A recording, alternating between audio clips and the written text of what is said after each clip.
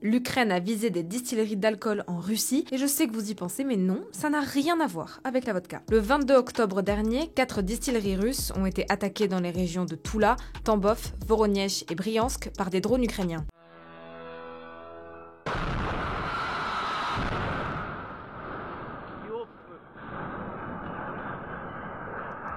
Par exemple, l'usine située dans la région de Toula est l'une des plus importantes du pays, avec une production quotidienne de 100 000 litres d'alcool éthylique. Les attaques n'ont fait aucune victime, elles avaient davantage un but stratégique. Les 4 distilleries visées ne produisaient pas forcément de l'alcool destiné à la consommation, mais plutôt de l'éthanol. Le président de l'organisation pan-russe des officiers de réserve, Vassili Dandikine, affirme d'ailleurs dans un journal russe que les distilleries n'ont pas été attaquées à cause de la vodka. En fait, l'alcool, il est utilisé par les Russes à des fins militaires dans plein de domaines. Par exemple, pour créer du carburant qui va aller dans des engins militaires, pour créer aussi des explosifs et même des produits antigel pour les avions militaires, l'aviation russe étant justement un cauchemar pour l'Ukraine, selon Vassili Dandikine, cité dans un article de Courrier International. Si ces infrastructures ont été ciblées par l'Ukraine, c'est pour 2 raisons. D'abord, c'est parce qu'elles sont plus facilement atteignables, car moins protégées que des sites militaires, et aussi parce que les endommager ou les détruire, ça permet d'affecter concrètement la production militaire russe. Sur Telegram, Andrei Kovalenko, l'un des cadres du Conseil national de sécurité